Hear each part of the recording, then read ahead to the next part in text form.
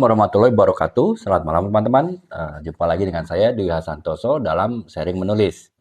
Setelah kemarin kita absen, sekarang kita mulai lagi untuk live sharing menulis. Ya, seperti biasa ya teman-teman, saya membuka sharing ini dengan apabila teman-teman ada yang ditanyakan, teman-teman dapat menanyakannya pada kolom komentar. Sehingga nanti saya akan sebelum saya menjelaskan materi live hari ini, malam ini, kita akan menjawab dulu pertanyaan dari teman-teman ya. Jika memang teman-teman ada yang ditanyakan mengenai apa namanya, teman-teman yang menanyakan mengenai hal-hal terkait dengan dunia tulis-menulis yang teman-teman yang ketahui, baik itu yang terkait dengan beberapa materi live sebelumnya ataupun juga mungkin materi-materi lain, sepanjang itu masih terkait dengan dunia tulis-menulis, insya Allah saya akan jawab pertanyaan teman-teman ya melalui live ini juga gitu. Sehingga teman-teman, jika sudah saya jawab pertanyaannya dan teman-teman sudah merasa cukup jawaban tersebut, teman-teman bisa untuk mungkin meninggalkan room ini jika teman-teman ada sesuatu hal yang ingin dilakukan atau teman-teman ingin cepat beristirahat karena besok ada ingin dilakukan pagi hari ya, sehingga teman-teman harus istirahat lebih awal gitu. Nah, demikian teman-teman ya, itu sedikit sambil menunggu mungkin ada teman-teman mulai bergabung dan juga teman-teman ada yang ditanyakan, saya ingin menjelaskan sedikit ya bocoran apa yang kita bahas pada malam ini. Nah, pada malam ini kita akan membahas, selamat bergabung Kak Mbem ya, malam ini kita akan membahas mengenai bagaimana seorang penulis itu bisa menjadi spesialis dalam suatu genre novel ataupun juga dia bisa menjadi generalis, artinya dia bisa menulis beberapa genre novel sekaligus. Di sini tentu ada harus yang diperhatikan ya masing-masing, baik untuk menjadi spesialis ataupun juga menjadi generalis ya. Pun kalaupun pilihan sudah dipilih, tentu ada kelebihan dan kekurangannya, serta di sini bagaimana penulis tersebut dapat mengantisipasi kekurangan yang terjadi jika dia memilih salah satu pilihan antara spesialis dan generalis, kemudian tentunya akan mengurangi resiko masalah ketika dia melakukan pilihan tersebut gitu. Jadi itu ya teman-teman. Jadi kurang lebih saya kan yang pertama membahas adalah mengenai bagaimana seorang penulis itu menggali ide untuk beberapa genre novel yang berbeda. Kemudian setelah itu, setelah kita membahas beberapa genre novel dan juga cara dan metode untuk penggalian idenya, barulah kita mengarah kepada apakah seorang penulis novel itu harus menjadi spesialis, artinya dia hanya fokus di satu spesial genre tertentu, misalnya di genre roman, ataukah di genre misteri, genre fantasi, atau genre science fiction, fiksi ilmiah, ataukah dia bisa menjadi generalis, artinya dia bisa melakukan perpindahan saat ini dia menulis genre misteri, setelah selesai dia menulis genre novel roman, setelah selesai dia menulis genre yang fantasi gitu.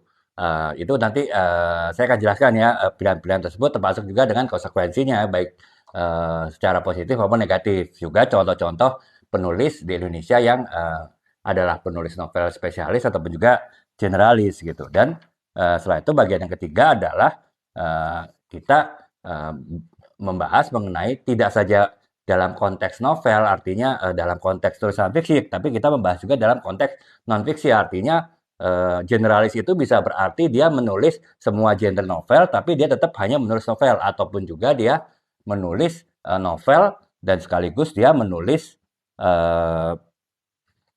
juga non-fiksi ya. Jadi seperti saya contoh saya ini, kalau ini kan teman-teman lihat ya, ini yang di depan ini yang berputar ini adalah novel ya, itu saya tulis novel, tapi saya juga tulis buku non-fiksi ya, ini seperti buku leadership, kemudian juga ini buku trade marketing, ini buku branding. Jadi saya ya kalau sesuai dengan pembahasan kita malam ini ya, saya kategorinya adalah generalis ya. Generalis dalam artian saya menulis non-fiksi dan juga fiksi, akan tetapi dari sisi novel sendiri saya adalah seorang cenderung spesialis ya, karena yang saya tulis lebih kepada genre roman ya, walaupun saya juga ada satu novel yang bergenre anak-anak gitu. Jadi kurang lebih seperti itu teman-teman ya. Kita membahas 3 materi, mudah-mudahan 1 jam 1 jam seperempat selesai ya. Jadi teman-teman yang mungkin masih ada waktu untuk mengikuti live saya juga tertarik dengan materi live kali ini, Mungkin teman-teman juga ingin tertarik untuk menjadi kelak sekarang ataupun nanti menjadi penulis novel ataupun setidaknya penulis cerpen untuk tahap awal nantinya digabungkan dalam sebuah antologi, artinya dalam satu buku terdapat beberapa cerpen, kumpulan cerpen tapi dengan tema senada. Nah, itu teman-teman bisa mengikuti live ini sampai selesai, akan tapi tidak terlalu malam ya, karena mungkin sekitar jam 11, 11 seperempat kita insya Allah sudah selesai gitu ya. Sehingga teman-teman mungkin bisa melanjutkan aktivitas lain ataupun segera beranjak untuk beristirahat, karena besok ada kegiatan-kegiatan yang akan dilakukan gitu. Nah, untuk kali ini kita akan bahas ke pembahasan pertama, yaitu bagaimana pengertian dari genre-genre novel dan juga bagaimana cara penulis menggali ide dari genre-genre tersebut.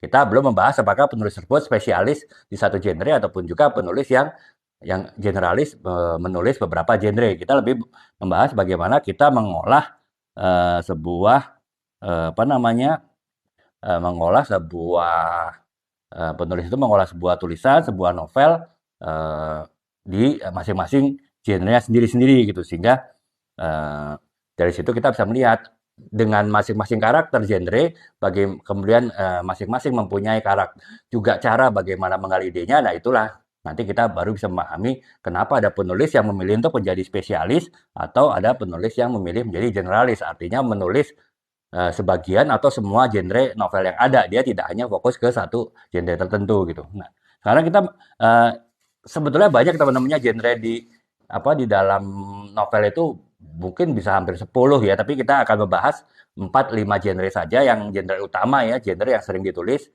Sementara beberapa genre mungkin enggak ya, misalnya genre sastra klasik kan kita nggak akan bahas ya, karena itu sudah artinya itu tulisan yang sudah puluhan tahun yang lalu gitu, dan tidak akan ada lagi penulis genre klasik, karena kalaupun penulis sekarang mau menulis novel-novel dengan gaya klasik pun juga secara pasarnya mungkin juga susah ya, nggak akan ada ya. Makanya kita akan lebih membahas 4 atau 5 genre novel yang genre yang masih dipergunakan sekarang, yang masih banyak ditulis oleh penulis sekarang dan juga banyak dibaca, serta buku-bukunya, novel-novelnya banyak tersebar di toko-toko buku ya.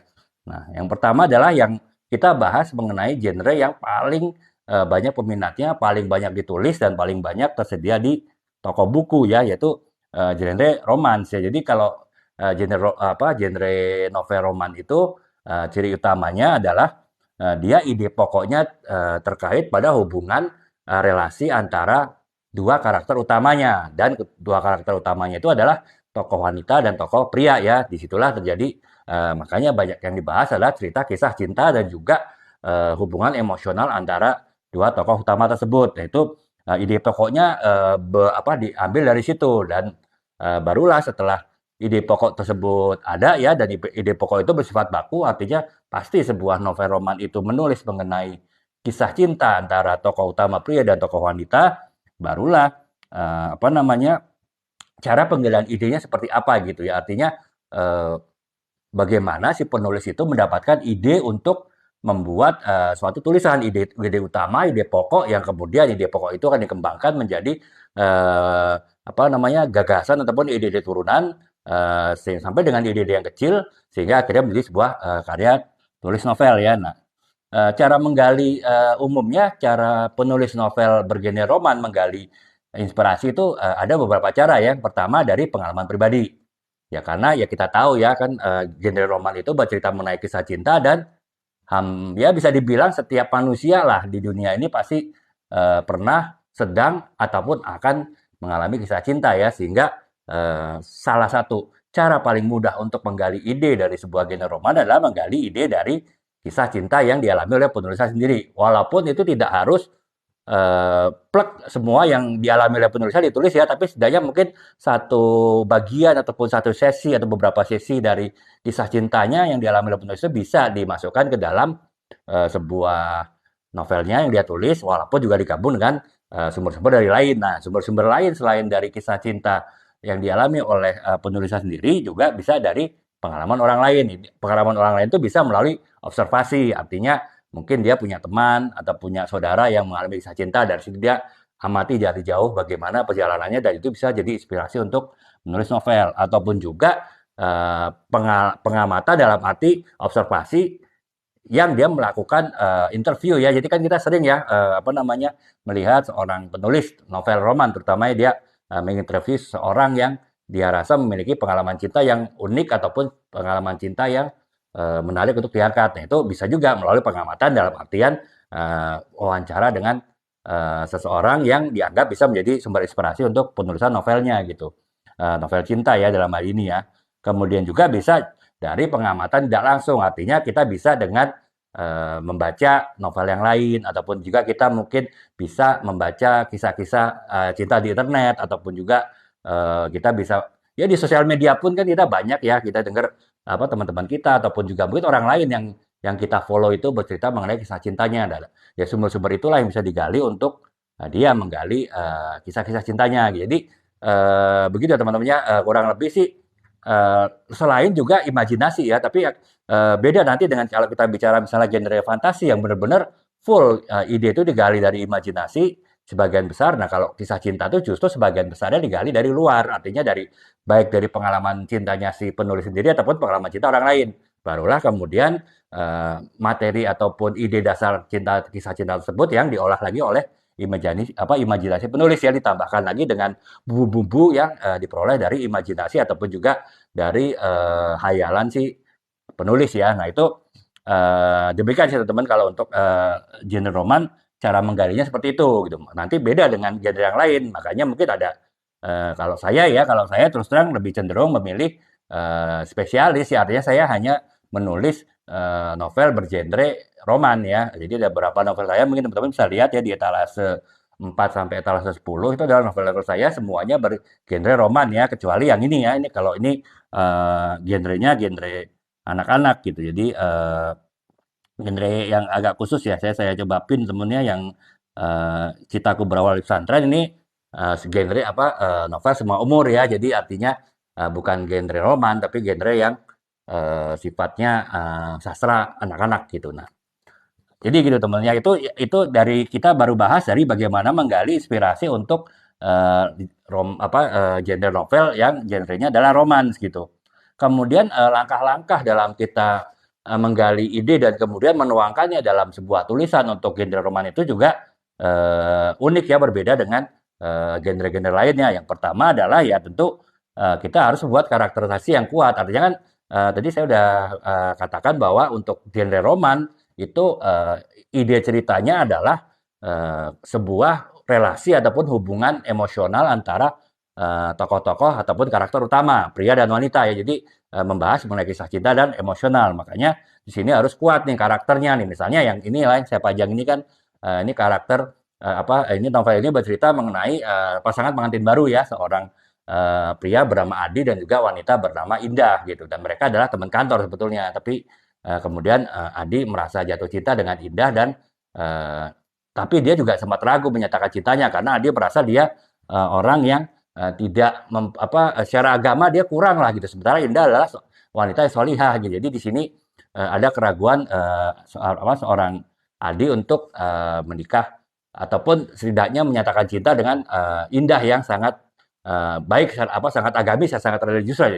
Nah, di sini saya membuat pengkarakteran yang kuat. Artinya di satu sisi seseorang yang religiusitasnya tidak terlalu tinggi dan dia merasa ya dia ya kurang lah dalam agamanya. Mungkin kalau karena dia muslim dia lebih menjalankan yang pokok-pokoknya aja, yang wajib-wajib saja, sholat aja, sementara yang lain-lainnya tidak dilakukan gitu. Nah, sementara di pengkarakteran yang sebaliknya saya melakukan kontrasnya, artinya yang wanita yang dia taksir, yang dia senangi adalah justru wanita yang sangat salihah ya, bukan saja wajib, hal-hal yang sunnah, hal-hal yang tidak wajib dilakukan itu tetap dilakukan oleh Indah ya untuk terkait dengan masalah keagamaan, masalah religiusitas. Nah, itulah yang membuat karakternya kuat karena saya mengkontraskan antara karakter satu dengan karakter yang lain ya. Nah, itulah ya kemudian akan menjadi kekuatan dari novel ini karena novel ini lebih bercerita kepada perjalanan hijrah si Adi setelah dia menikah dengan Indah.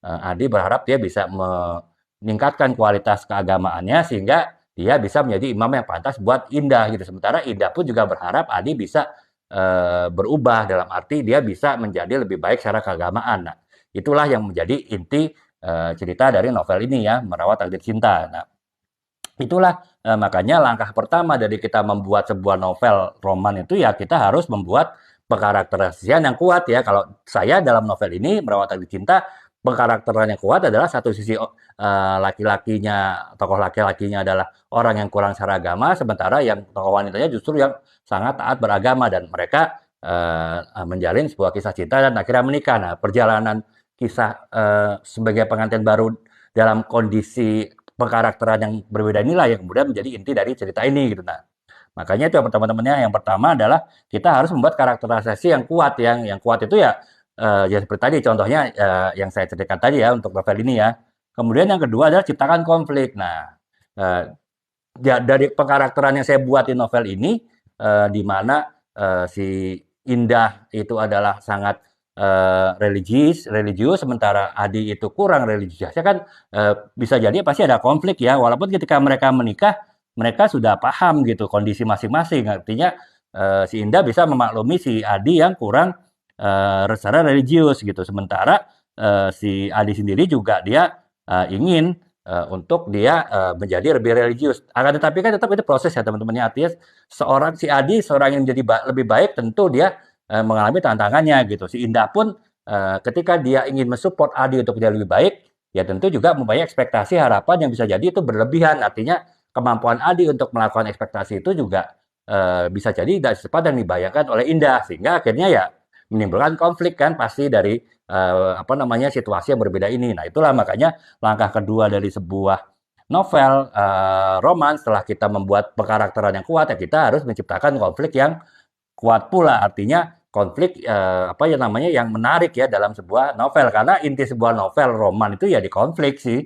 Saya sering mengatakannya dalam beberapa live sebelumnya bahwa sebuah novel roman yang tidak ada konflik itu berarti bukan novel roman, itu cuma sekedar tulisan dengan bahasa-bahasa yang indah tapi tidak bisa disebut sebuah novel, apalagi novel roman ya karena tidak ada konflik. Makanya tetap harus ada konflik dalam sebuah novel. Nah, makanya kita harus menciptakan konflik sebelumnya kita membuat pengkarakteran yang kuat ya. Kalau di novel yang ini saya menciptakan karakter yang berbeda antara yang satunya suaminya itu sangat kurang religius, sementara istrinya sangat religius. Nah, itu menimbulkan konflik pada akhirnya gitu. Dan nah dari situlah kan konflik itu kan ya namanya suami istri kan konflik tidak harus selalu berujung dengan sesuatu yang sengit ya. Bisa jadi setelah mereka konflik kemudian mereka diem-dieman akhirnya salah satu ingin berbaikan gitu kan sehingga timbul suasana romantis dan juga suasana emosional karena seseorang yang satu meminta maaf dengan yang lain. Nah, itulah langkah ketiga dari kita membuat sebuah novel roman setelah kita sebelumnya membuat pengkarakteran ataupun penokohan yang kuat, kemudian kita membuat konflik dari penokohan tersebut, barulah kita membangun sebuah momentum emosional ataupun juga momentum yang sifatnya romantis ya. Nah, itu inti dari sebuah novel romans. Makanya inilah yang harus diperhatikan oleh seorang novelis dalam membuat novel roman gitu ya. Nah, ini berbeda dengan genre yang lain. Makanya ada penulis yang kalau saya cenderung lebih memilih menjadi spesialis. Nah, artinya saya hanya membuat novel yang bergenre roman gitu. Walaupun saya juga sedikit ini ya di Citaku Berawal dari Pesantren ini adalah novel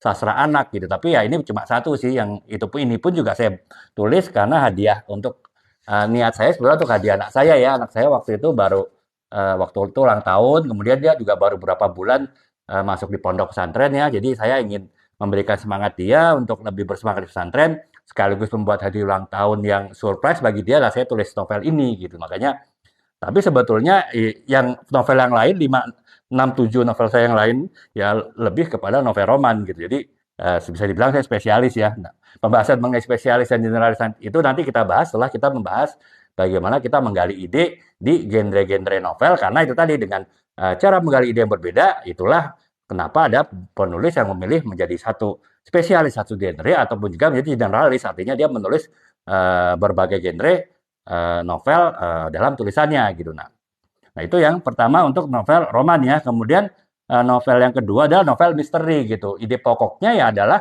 teka-teki dan juga pemecahan masalah pemecahan teka-teki tersebut ya. Terutama kita di sini adalah pemecahan teka-teki kejahatan umumnya ya, novel misteri. Nah, ini ide pokoknya, tentu beda ya. Tadi secara ide tadi kalau yang roman itu lebih ke hubungan emosional cinta antara pria dan wanita, kalau di sini justru teka-teki pemecahan masalah. Jadi pengolahan katanya jadi mungkin juga beda ya. Kalau di satu sisi kalau novel roman tadi dia lebih bagaimana si penulis itu kemampuannya untuk mengolah emosi, mengolah kata dan juga menciptakan unsur romantisme dalam jalan ceritanya. Nah, sementara kalau si novel misteri ini dia lebih kepada untuk membangun teka-teki, membangun tanda tanya bagi pembacanya dan juga membangun ketegangan serta rasa penasaran pembacanya terhadap keseluruhan isi novel tersebut. Ini tentu sebuah apa namanya karakter yang berbeda dan untuk menulisnya pun ya juga pasti dengan cara yang berbeda ya. Makanya itu tadi tidak semua penulis itu bisa dia secara generalis menulis beberapa genre karena ya masing-masing genre itu udah punya karakter yang beda-beda gitu. Nah, sekarang kita berbicara mengenai misteri ya itu tadi novel bergenre misteri ya intinya adalah pembuatan teka-teki kemudian menciptakan ketegangan dan rasa penasaran dari pembacanya kalau perlu sampai ke halaman terakhir dari novel tersebut gitu kan kita seringkali menemukan sebuah novel ataupun yang difilmkan lah setelah difilmkan itu teka-tekinya baru terjawab pelaku kejahatan itu baru terjawab di bagian akhir dari novel atau film tersebut. Nah itu adalah novel misteri yang baik ya jangan sampai si pembaca ataupun penonton film itu bisa tahu pelakunya di tengah gitu karena kalau begitu tahu dia pelakunya di tengah novel ataupun juga di tengah film ya itu menjadi anti klimaks ya novel atau film tersebut jadi kurang menarik untuk selanjutnya gitu atau setidaknya jangan sampai si pembaca ataupun penonton film itu bisa menebak gitu dan tebakannya tepat mengenai siapa pelaku jahatannya kalau perlu sampai detik terakhir penonton pembaca itu tidak tahu siapa pelaku kejahatannya nah itu tingkat kesulitan dari pembuatan novel bergenre emosi apa misteri ya seperti itu sih teman-teman ya. Nah, sekarang bagaimana penggalian cara menggalinya? Ya, cara menggalinya sih cara menggali ide bisa dari berita kriminal ya. Jadi mungkin pembaca kalau tadi misalnya pembaca apa namanya penulis novel roman itu adalah dia mencari gali idenya dengan kisah cintanya sendiri, kisah cinta orang lain. Nah, kalau di sini justru harus baca berita kriminal gitu kan. Jadi sesuatu pendekatan yang berbeda gitu. Ataupun juga dia harus banyak membaca kisah-kisah nyata ya mengenai ya dunia kejahatan, mengenai dunia misteri gitu. Walaupun juga ini bisa ditambah dengan imajinasi penulis juga ya, karena kan bagaimanapun sebuah novel itu adalah karya imajinasi daya hayal dari penulisnya sehingga tetap imajinasi itu berperan akan tetapi imajinasi itu pasti dicetuskan oleh hal yang lain yaitu tadi berita kriminal kah ataupun kisah-kisah nyata yang terkait dengan kejahatan. Nah itu dari cara penggaliannya aja sudah berbeda teman-temannya antara novel roman dengan novel misteri sehingga bisa jadi ada penulis yang penulis roman tidak suka menulis misteri demikian pula penulis misteri mungkin tidak suka mencari apa membuat novel roman karena ya novel roman mungkin lebih ya menye-menye atau petik ya lebih menciptakan romantisme sementara dia mungkin karakternya suka menulis hal sifat menegangkan dan hal-hal yang sifatnya membuat tanda tanya pembaca. Nah, jadi karakternya itu beda.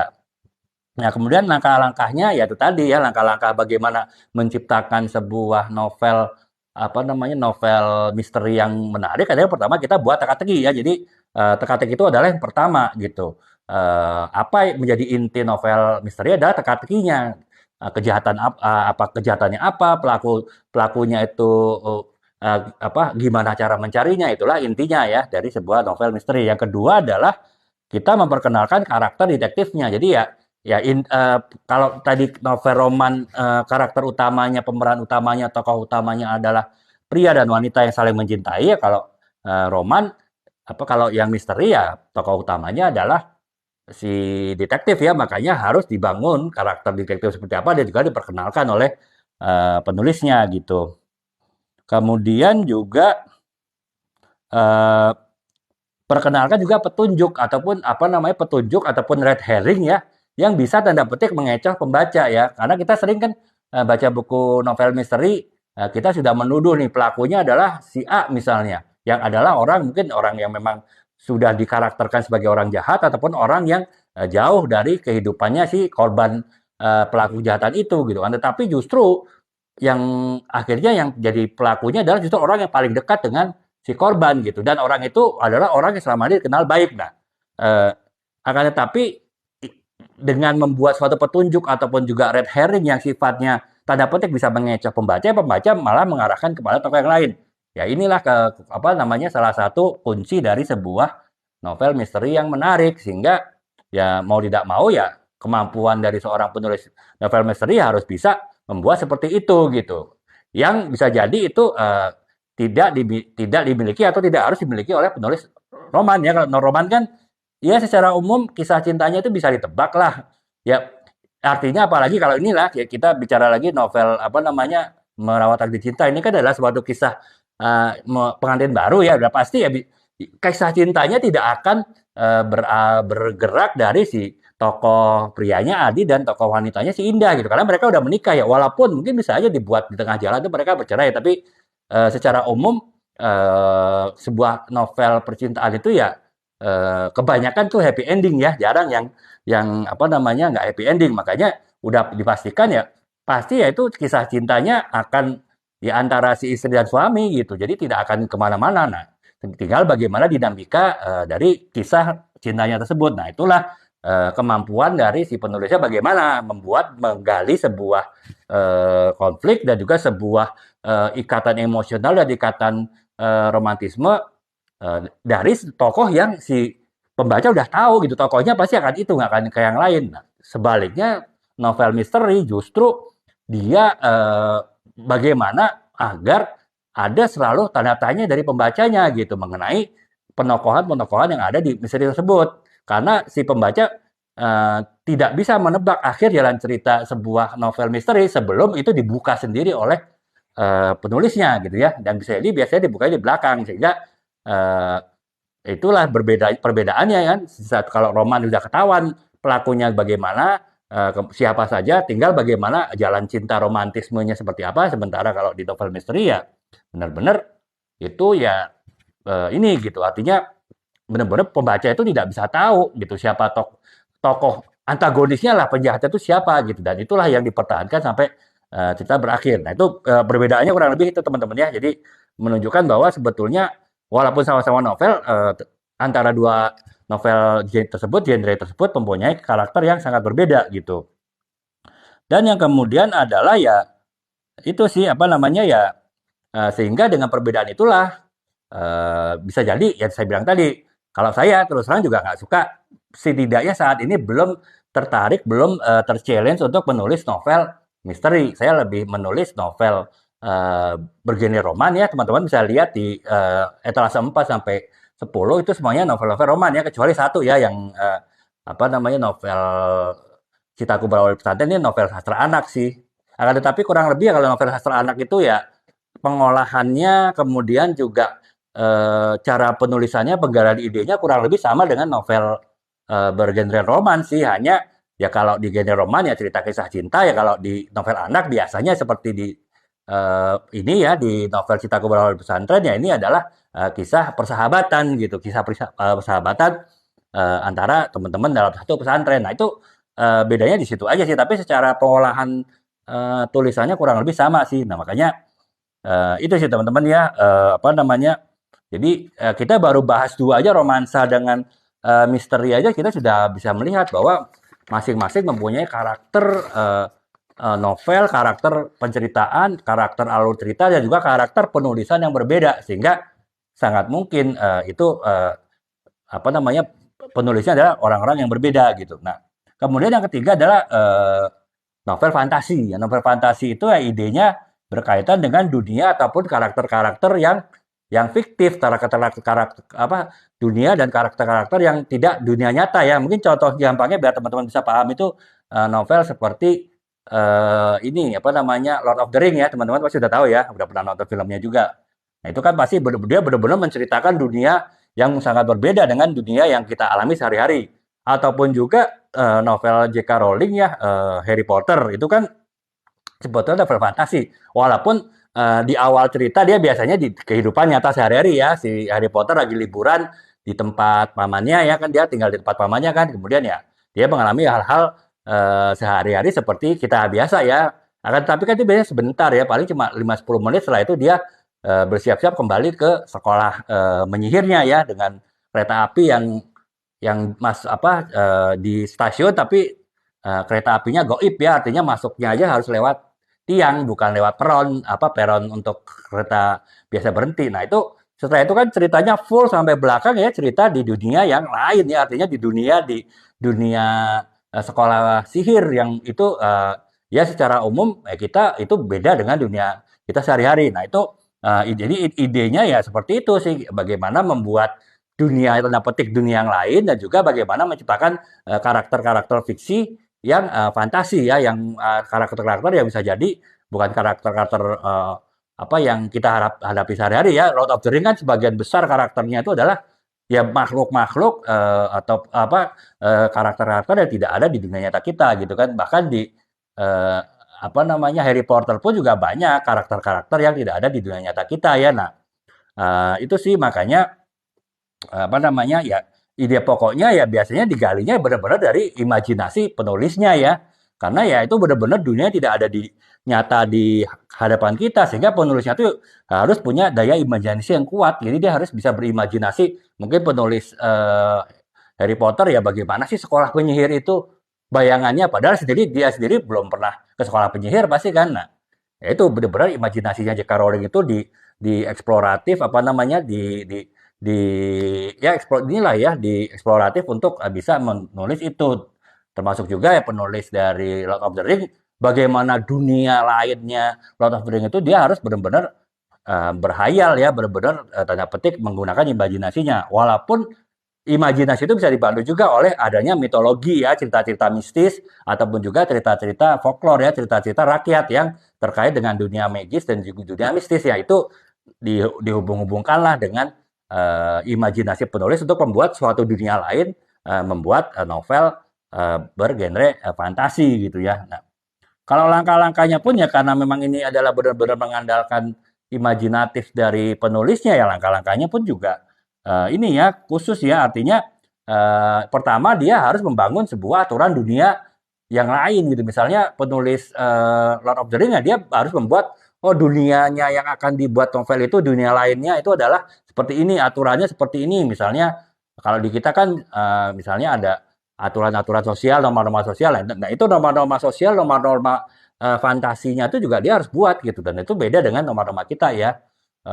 Termasuk juga misalnya hubungan antara penguasa dengan yang dikuasai, antara tokoh jahat dengan tokoh baik, nilai-nilai moralnya itu kan pasti beda. Nah, itu dia harus membuat dunia beserta aturannya gitu. Nah, itulah makanya kesulitan dari penulis genre novel fantasi ya dia harus benar-benar kuat ya daya imajinasi dan daya khayalnya gitu. Karena ya dia benar-benar harus membuat suatu dunia tersendiri, dunia fantasi tersendiri. Ini bukan di Ancol teman-teman ya, bukan dunia fantasi di Ancol. Dunia fantasi dalam arti dunia yang dunia gaib lah ya istilahnya, yang dia sendiri mungkin tidak pernah tahu, tidak pernah mengalami kan penulisnya, tapi dia harus menciptakan dunia dan aturan-aturannya. Itu tahapan yang pertama dan itulah kesulitan dari penulis fantasi. Makanya lagi-lagi penulis roman belum tentu bisa menulis fantasi. Penulis misteri yang suka menulis teka-teki pun belum tentu bisa menulis fantasi karena mungkin daya imajinasinya tidak seluas dari penulis fantasi ya. Nah, itu baru langkah pertama menciptakan dunia tersendiri. Kemudian yang kedua harus membuat karakter, dan karakter dari novel fantasi itu juga karakter yang unik ya. Artinya ya kalau teman-teman inilah Harry Potter atau teman-teman sudah pernah nonton filmnya minimal ya, bahkan mungkin pernah baca novelnya. Itu kan tokoh-tokohnya aneh-aneh kan. Bukan hanya manusia ya, Harry Potter dan teman-temannya itu manusia, tapi kan juga ada tokoh yang ini setengah manusia, misalnya ada tokoh yang justru tokoh yang aneh gitu ya, tokoh yang unik.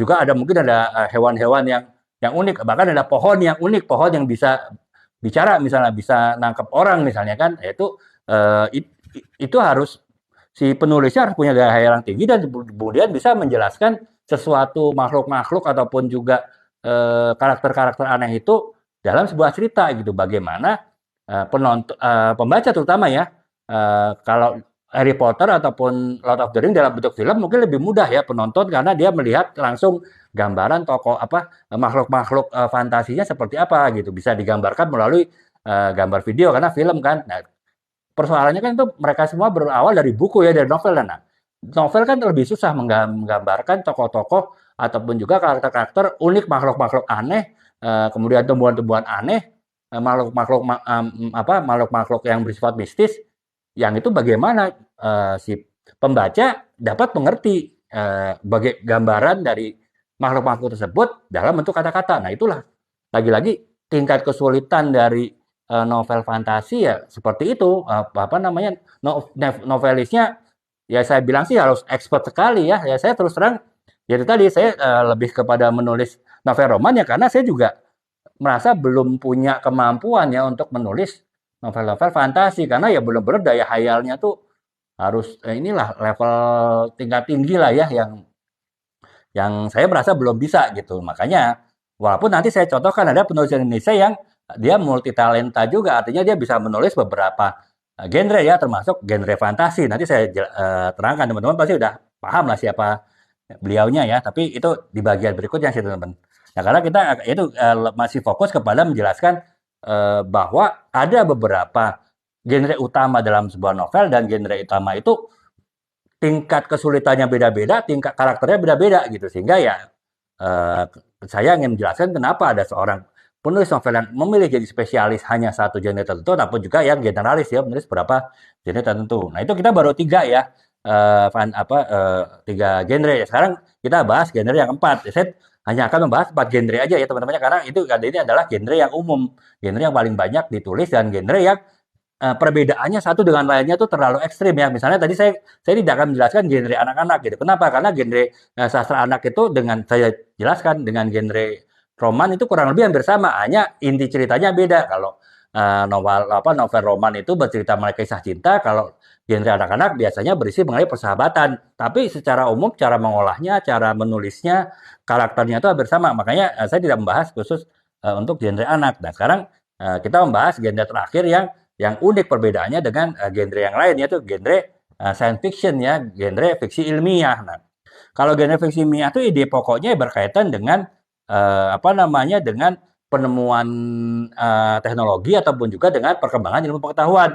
Nah, disinilah kesulitan dari novel bergenre fiksi ilmiah karena si penulisnya tuh walaupun dia bukan seorang ilmuwan, pasti bukan ilmuwan ya, novelis dan novelis gitu. Bukan penemu apalagi, dan juga bukan, bahkan mungkin dia bukan seorang insinyur ataupun bukan seorang ahli sains. Bisa jadi dia lulusan fakultas sastra misalnya kalaupun kuliah kan. Nah, akan tetapi dia harus tahu juga perkembangan teknologi itu seperti apa gitu. Jadi kemudian bagaimana kemungkinan teknologi yang ada sekarang itu bisa berkembang. Misalnya dia akan bercerita mengenai AI lah kemarin di 2 hari lalu, waktu live 2 hari lalu saya coba cerita mengenai AI kan, artificial intelligence, kecerdasan buatan. Dan saya juga membahas beberapa novel yang membahas mengenai AI lah. Nah, memang sekarang penulis sudah tahu ya AI itu seperti apa. Akan tetapi perkembangan ke depan seperti apa kan mereka belum tahu. Bahkan para ilmuwan pembuat AI pun masih belum bisa tahu pasti ke depannya tuh AI itu tuh akan berkembang seperti apa. Nah, si penulis itu, penulis novel fiksi ilmiah, selain dia tahu informasi mengenai AI, dia juga harus bisa menghayal ataupun juga berimajinasi kurang lebih nanti AI itu akan berkembang seperti apa gitu. Nah, saya sering mencontohkan kalau untuk konteks ini adalah film Terminator ya, teman-teman pasti pernah lihat ya Terminator ya, Arnold Schwarzenegger ya, I'll be back dan segala macam itu jargon-jargonnya pasti teman-teman udah tahu gitu. Nah, itu kan sebetulnya film itu dibuat kalau nggak salah yang pertama itu Terminator tahun 90 kalau nggak salah ya, 90-an awal lah atau 80-an akhir gitu. Oh ya waktu itu kan AI belum terlalu berkembang gitu. AI itu mungkin baru mulai dikembangkan tuh tahun 80-an. Itu pun masih tahap terbatas kan. Nah, akan tetapi si penulis novel ataupun skenario-nya itu sudah bisa membayangkan bahwa ke depannya nanti AI itu akan menjadi sebuah robot dan robot itu yang awalnya dibuat oleh manusia dengan segala macam programnya, tapi robot itu bisa belajar sendiri dan akhirnya bisa menguasai teknologi yang dibuat oleh manusia dan bahkan menjajah manusia kan, kurang lebih seperti itu. Nah, itu kan bayangan dari si penulis novel ataupun skenario itu pada tahun 90 ya, di saat AI sendiri pun baru mulai dikembangkan. Ilmuwan sendiri waktu itu mungkin masih belum bisa spekulasi akan seperti apa gitu. Bahkan sampai saat ini pun masih belum ada yang berani memastikan bahwa AI itu akan berkembang seperti film Terminator kan.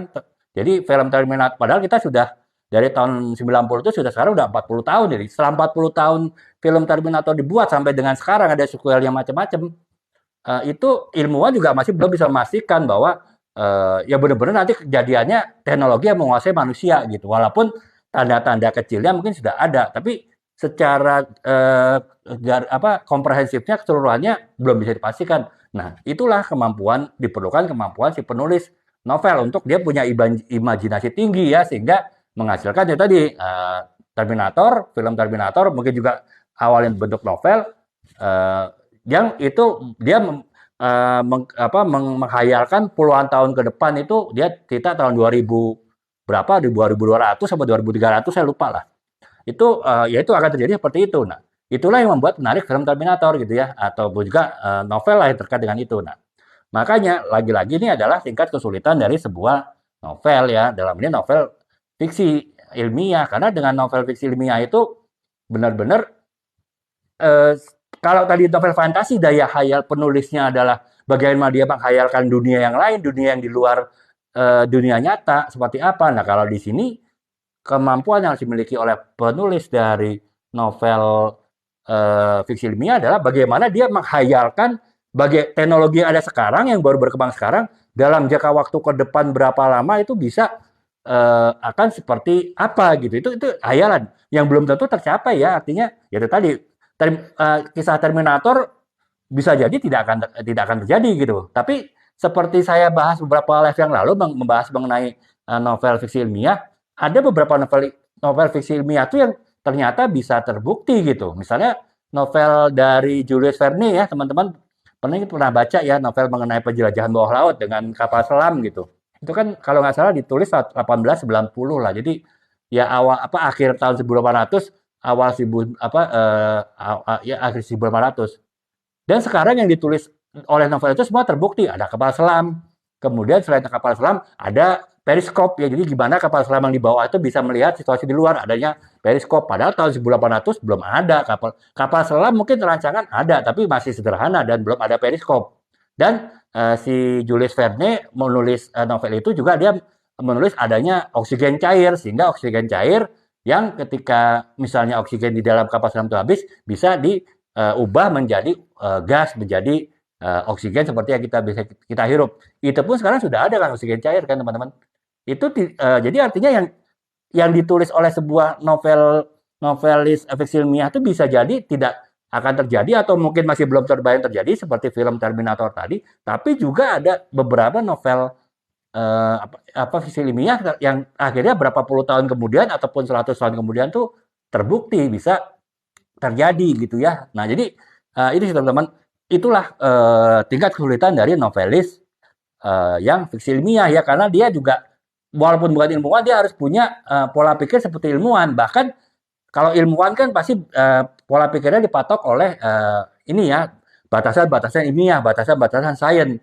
Dia nggak boleh pakai hayalan, dia nggak boleh pakai opini gitu.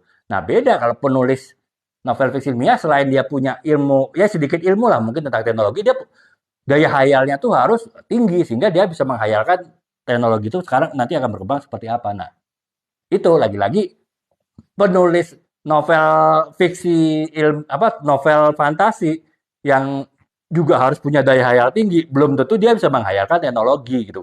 Demikian pula sebaliknya, penulis fiksi ilmiah yang dia punya daya hayal tinggi mengenai kurang lebih nanti teknologi itu akan seperti apa, yang dari teknologi dari sekarang, bahkan yang para ilmuwan sendiri belum bisa memperkirakan, tapi dia belum tentu bisa membayangkan dunia-dunia mistis kan, belum tentu dia bisa membayangkan hayalan dunia-dunia yang sifatnya supranatural, dunia-dunia yang sifatnya dunia lain, ataupun juga dunia-dunia sifatnya fantasi ya, yang itu ya sama sekali tidak ada ilmiahnya gitu, tidak ada patokan-patokan dasar untuk kita menentukan bagaimananya, karena ya benar-benar daya hayal. Nah, itu sih teman-teman. Nah, dari empat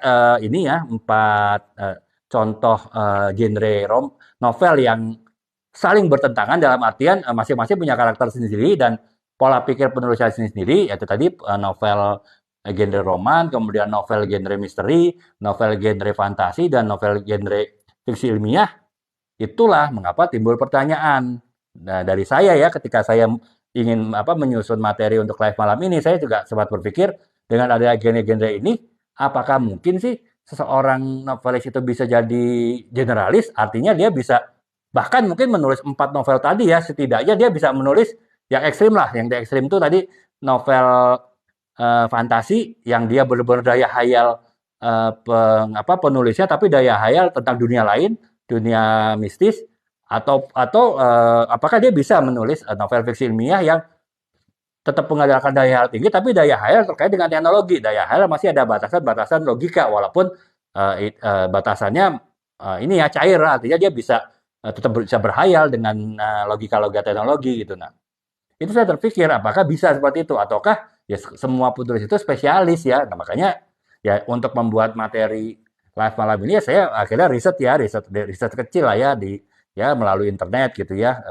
Juga baik tanya Mbah Google ataupun tanya Om ChatGPT ya mengenai hal-hal ini, dan ternyata ya ada jawabannya saya temukan gitu bahwa ada penulis yang memang dia spesialis, ada yang penulis yang generalis. Jadi ya bisa dua-duanya gitu. Hanya masing-masing memang punya keuntungan, kelebihan dan kekurangan masing-masing. Nah, sekarang kita bahas yang spesialis dulu ya. Kalau yang spesialis eh, kalau yang spesialis itu kalau keuntungannya adalah spesialis itu harus dia mempunyai pemahaman yang mendalam. Ya jelas ya spesialis pasti pemahaman yang mendalam ya. Kalau kita bicara dokter spesialis saja, kalau dia dokter misalnya dokter anak ya dia pasti paham mengenai penyakit-penyakit anak gitu kan. Kalau dia karena dia benar-benar belajarnya mengenai kesehatan anak, ataupun juga mungkin dokter mengenai penyakit dalam ya dia pasti ya sangat paham mengenai penyakit dalam gitu kan, tapi dia pasti tidak mengerti mengenai penyakit hidung dan telinga gitu kan, karena dia bukan dokter THT gitu. Tapi untuk pemahaman mengenai penyakit dalam dia sangat paham sekali gitu, dan dia bisa istilahnya dia punya kemampuan untuk melakukan treatment medikal untuk penyakit yang dalam. Akan tetapi begitu mungkin ada seorang saudaranya ataupun mungkin kerabatnya kupingnya berdenging atau sakit, dia tanya, bisa nggak disembuhin? Dia pasti bilang nggak bisa. Karena apa? Dia tidak ahli THT ya, bukan ahli telinga, hidung, tenggorokan gitu. Nah, itu harus dia pasti akan mereferensikan dokter THT yang mungkin temannya dia yang dia bagus, tapi dia tidak bisa menangani sendiri. Nah, itu akan tetapi ya itu tadi karena dia spesialis penyakit dalam, dia benar-benar ahli mengenai penyakit dalam. Nah, sama dengan penulis novel ya.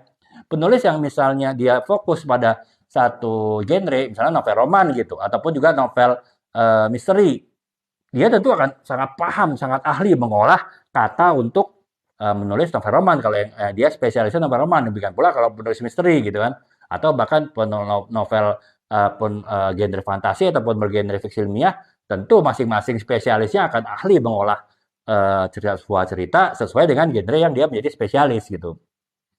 Nah, itu yang pertama ya, jadi pemahaman yang mendalam. Jika seorang novelis itu memilih dia menjadi spesialis di satu genre novel tertentu. Kemudian yang kedua adalah dia punya pengikut setia. Artinya apa? Ya kalau kita bicara J.K. Rowling, orang sudah tahu ya dia adalah penulis yang bergenre fantasi.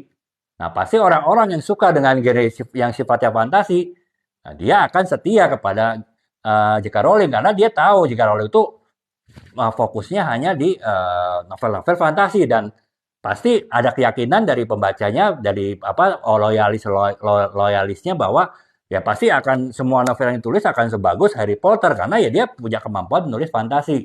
Demikian pula misalnya kalau kita bicara novel yang bergenre roman misalnya ya, tentu kalau dia sudah diketahui sebagai spesialis novel roman, orang yang suka novel roman udah pasti akan setia loyal sama penulis tersebut gitu karena dia tidak tahu bahwa penulis itu spesialis novel dengan genre roman, sehingga pasti ketika dia menulis novel genre roman ya pasti ceritanya akan sangat romantis, ceritanya akan sangat emosional, konflik-konflik yang dibentuk dalam novel tersebut akan sangat menarik gitu.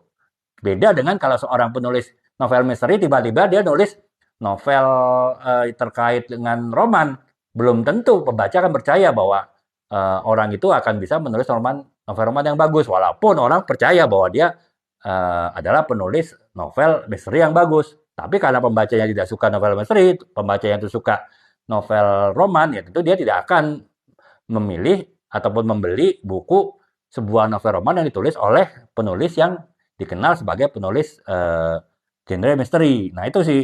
Jadi yang pengikut setia ya kalau kita spesialis dalam sebuah tulisan. Ya karena kita punya pengikut setia otomatis reputasi tadi ya terkait dengan reputasi ya. Ya karena si J.K. Rowling sudah terkenal reputasinya sebagai penulis novel fantasi yang sangat terkenal, sangat bagus hasil karyanya, ya udah dia pasti akan reputasi sebagai penulis yang baik di kategori fantasi. Ya itu jadi kalau keunggulannya ya itu tadi ya punya apa namanya pemahaman yang mendalam, kemudian juga dia punya pembaca setia dan juga dia punya reputasi yang baik.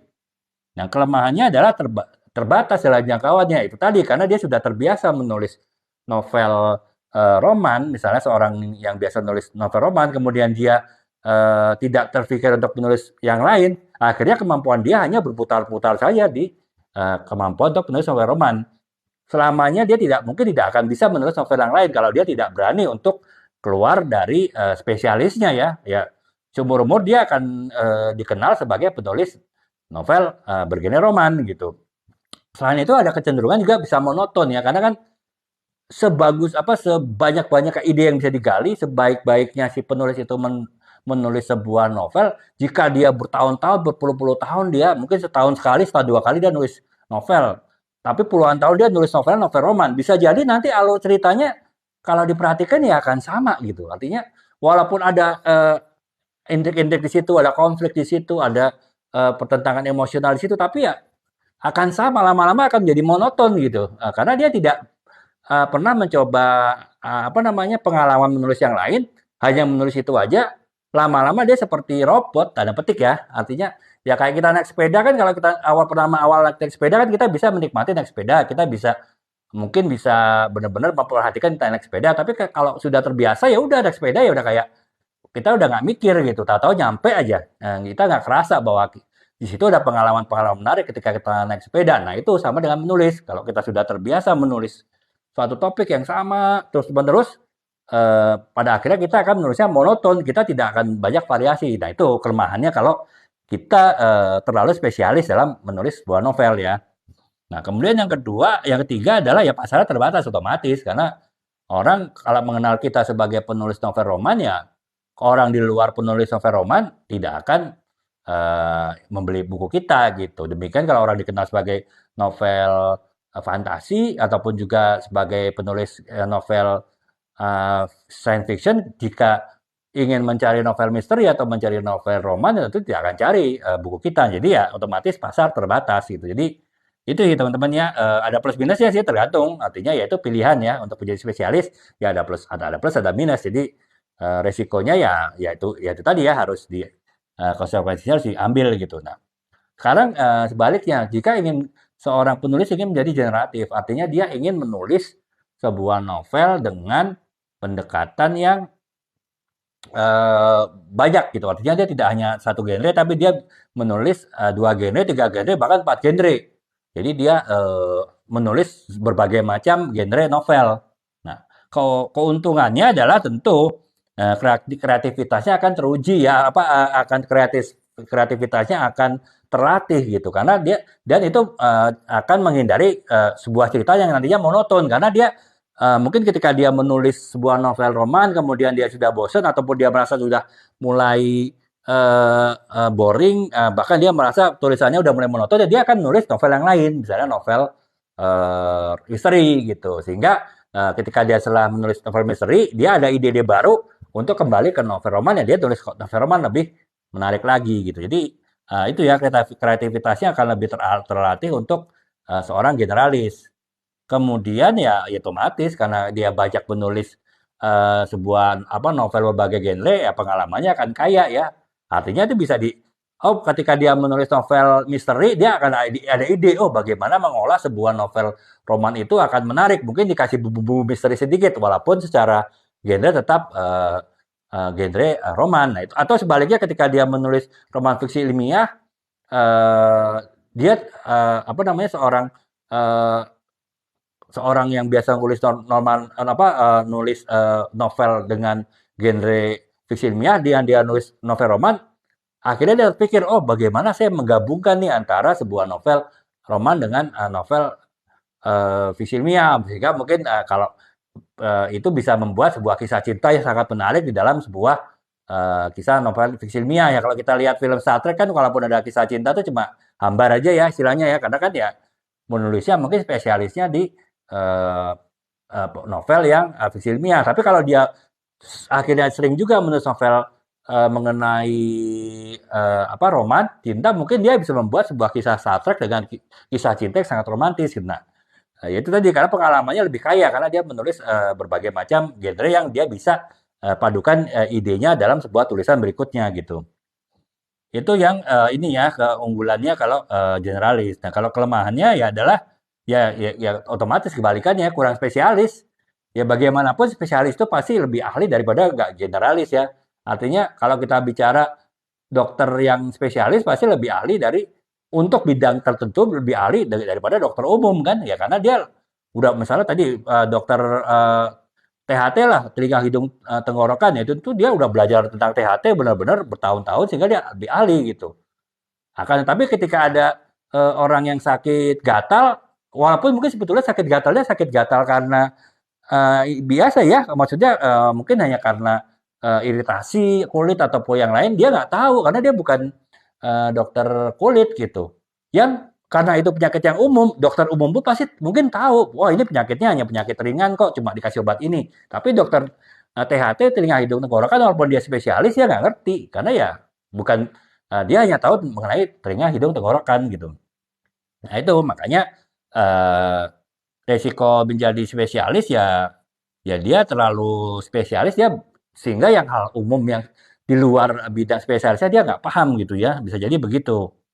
Kemudian juga secara reputasi juga dia susah ya. Jadi artinya kalau misalnya kita kenal J.K. Rowling sebagai penulis sebuah novel fantasi itu kan orang gampang ya mengenalnya ya. Tapi kalau penulis yang suka pindah-pindah genre, orang akhirnya susah dia mendapat reputasi. Oh dia si A ini penulis terbaik untuk genre apa? Bingung pembaca karena dia menulis berbagai genre dan mungkin ya hasil tulisannya kualitasnya tidak sebagus spesialis ya karena ya dia harus menulis banyak ini ya banyak genre gitu sehingga ya kemampuan untuk mengolah kemampuan menulisnya juga terbatas gitu. Nah itu ya kemudian yang ketiga ya tidak konsisten sih dalam arti ya ya namanya suka pindah-pindah kan berarti nggak konsisten kan ya namanya tidak konsisten ya kemungkinan menghasilkan karya yang baik juga terbatas gitu. Nah, itu sih teman-temannya jadi plus dan minus menulis sebuah novel spesialis ataupun generalis gitu. Ya kalau orang yang sudah terlanjur misalnya karena masing-masing punya nilai negatif baik spesialis atau generalis ya bagaimana mengurangi nilai negatif dari baik spesialis atau generalis? Ya, ada beberapa cara. Yang pertama ya kita penelitian lebih mendalam lagi ya, artinya riset. Ya seperti saya bilang, riset itu adalah bagian penting dalam sebuah penulisan, ya sehingga riset itu harus ditingkatkan lagi jika kita ingin mengeliminasi hal-hal yang sifatnya negatif tadi ya. Kemudian yang kedua itu jangan terlalu tersebar sih kalau bisa segeneralis-generalisnya mungkin hanya dua lah misalnya misteri dan cinta itu masih tidak mudah digabungkan kan ya dalam sebuah detektif dalam sebuah pemecahan masalah bisa jadi timbul rasa cinta dengan teman-teman dengan teman sesama detektif misalnya seorang detektif pria dengan wanita atau bahkan mungkin seorang detektif pria bisa jatuh cinta dengan pelaku kejahatan kan bisa jadi itu kan menjadi sebuah cerita menarik nah karena ya itu tadi dia hanya menulis novel roman dan misteri. Tapi kalau misalnya dia menulis roman, misteri, kemudian novel fantasi, novel fiksi ilmiah, novel sastra anak dan lain-lain, mungkin ya itu ya terlalu resikonya tetap akan lebih besar daripada dia hanya generalis tapi beberapa genre aja gitu. Dan kemudian ya kalau bisa sih bertahap. Kalau dia tadinya misalnya menulis novel bergenre roman, kemudian dia ingin coba genre misteri, ya itu harus bertahap sih, jangan mendadak gitu. Mungkin tetap aja di dalam menulis novel genre misterinya, tetap kisah cintanya besar di situ. Jadi misterinya sedikit. Kemudian kalau udah terbiasa, baru dia menulis kisah novel misteri yang yang benar-benar cerita misterinya mendalam gitu. Nah, jadi gitu ya teman-teman ya, artinya ya tidak ada yang salah untuk menjadi spesialis dalam menulis novel dan juga tidak ada yang salah untuk menjadi generalis dalam menulis novel ya. Kalau kita lihat penulis Indonesia aja, novel Indonesia juga macam-macam. Kalau penulis spesialis ya, misalnya Andre Hirata, dia lebih fokus kepada satu genre ya, genre sastra anak gitu kan, yang terkenal ya Laskar Pelangi. Akan tetapi kalau kita bicara misalnya di Lestari, ya itu adalah penulis dengan genre yang generalis, artinya dia bisa menulis genre fantasi, bisa menulis genre roman juga, bahkan dia menulis non fiksi, bahkan dia juga menulis genre sastra anak gitu. Nah, ya, itu adalah pilihan ya dengan plus minusnya dan yang minusnya bisa dikurangin, diantisipasi dengan yang saya jelaskan tadi gitu. Nah, yang unik adalah jika seorang adalah menulis novel dengan genre fiksi dan genre non fiksi gitu. Kalau itu saya walaupun saya terus terang spesialis di genre novel ya, saya hanya menulis genre roman. Teman-teman bisa lihat di etalase 6 sampai etalase maaf etalase 4 sampai etalase 10 ya itu ada beberapa novel saya tuh semuanya bergenre ini gitu bergenre roman ya. Nah, itu ini contohnya ya ini 600 halaman ya ini bergenre roman gitu. Akan tetapi saya juga menulis buku non fiksi ya seperti contoh nih buku leadership. Buku leadership Bosku Otoriter. Ini kan ini adalah buku non fiksi kan. Saya juga menulis buku trade marketing. Mungkin teman-teman yang di sales marketing pasti paham lah trade marketing itu apa gitu ya. Nah, itu apa namanya? Saya juga tulis. Nah, kemudian saya juga tulis buku ini apa branding ya, buku branding for branding company. Teman-teman bisa lihat saya pin sih, teman-teman yang kebetulan di sales marketing mungkin juga bisa dibaca-baca ya sinopsisnya kalau tertarik bisa langsung diklik keranjang kuningnya gitu. Nah itu ya unik sih. Kalau terus terang saya itu lebih mudah melakukannya daripada saya membuat generalis di novel ya, karena novel itu masing-masing punya karakter sendiri dan bagi saya lebih cocok di karakter untuk novel bergenre roman. Nah, akan tetapi ketika saya menulis terus terang saya awalnya menulis buku non fiksi ya. Nah, saya menulis buku non fiksi apa? Karena itu yang saya tulis adalah bidang marketing, bidang bisnis.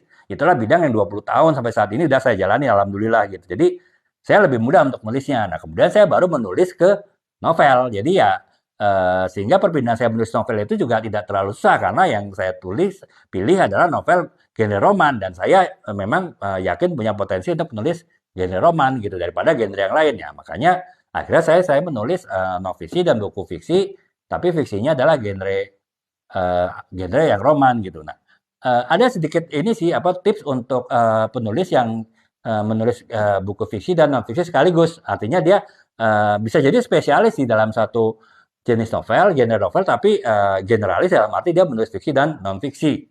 Nah, itu yang harus dilakukan adalah ya ini terus terang juga saya lakukan sih sedikit banyak ke tipsnya ya walaupun tidak semuanya gitu. Yang pertama adalah pisahkan fokus dan waktu. Artinya ya ketika nulis buku fiksi novel ya udah selesaikan dulu buku fiksi. Jangan dicampur sambil nulis buku non fiksi gitu misalnya buku branding. Kalaupun mau nulis dua buku sekaligus ya itu saya misalnya novel aja semua gitu. Jadi satunya novel roman, satunya novel sastra anak itu nggak apa-apa karena sama-sama novel ya satu ini gitu satu jenis.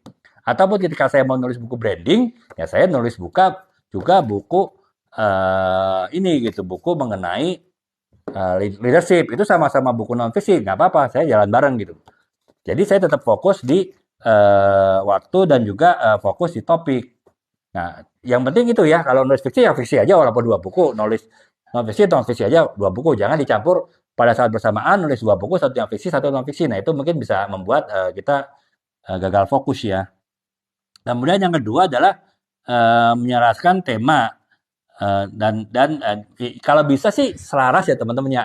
Itulah kenapa buku-buku saya, novel saya kebanyakan bercerita mengenai dunia seorang profesional di bidang marketing ya. Karena apa sih udah paham benar marketing sehingga saya bisa menceritakan kisah cinta dari dalamnya nih seperti ini ya novel ini apa namanya, Merawat Air Cinta itu adalah novel mengenai kisah seorang marketing ya. Dia tadinya seorang promotion assistant manager kemudian menjadi brand manager. Nah, itu ya saya sudah pernah mengalami posisi itu semua gitu. Artinya saya pernah melakukan kegiatan pada posisi tersebut sehingga ya saya otomatis bisa membawa novel ini dengan baik karena dia bercerita mengenai dunia marketing yang saya jalani 20 tahun sampai saat ini ya. Setelah saya menulis buku mengenai branding, buku-buku mengenai leadership, buku-buku non fiksi, ketika saya menulis buku-buku novel, ya, saya bercerita mengenai dunia seorang marketer ya, seorang apa namanya, seorang marketing, profesional marketing di